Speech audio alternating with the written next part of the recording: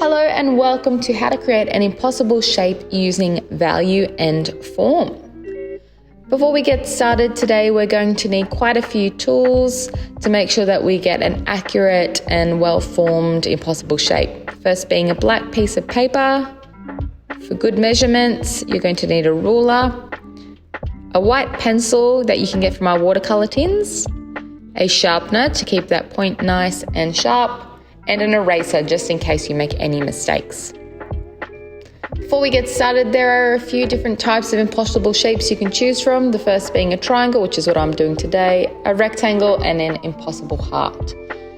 For the triangle and the rectangle, you are going to need some exact measurements because of the straight lines that come with these shapes.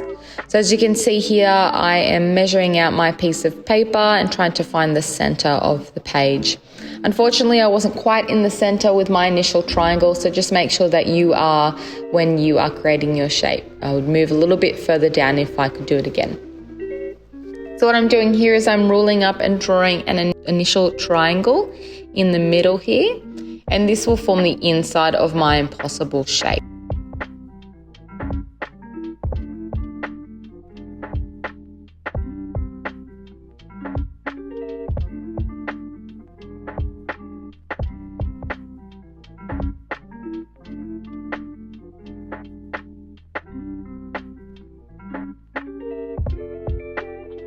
The next thing you're going to want to do now is extend the lines of each side of your triangle by about 1 centimeter. Okay, and this is what's going to help form our edges and create that 3D form. Once you've done that, you're going to want to draw another line off of each of those extensions that extends a bit over the corners.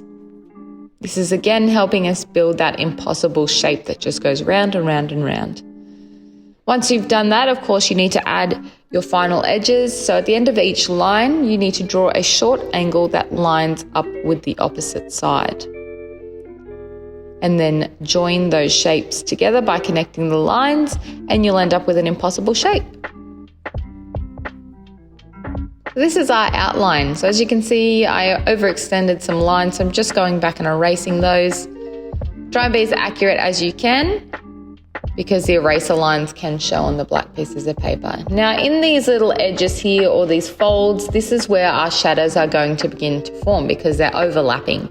So I'm starting in the corner and I'm making sure that I'm using some flicking, feathering motions to begin my gradient.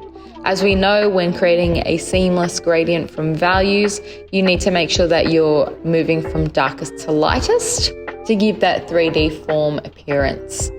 So I'm applying quite a bit of pressure in my initial press down of my pencil and then feathering out, as you can see here.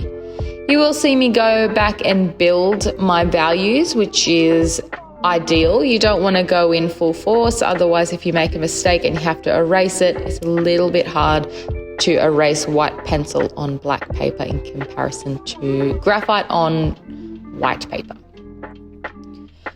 So as you can see here, I'm starting with the base of my shadows and then I'm going to go in later on and keep feathering and flicking.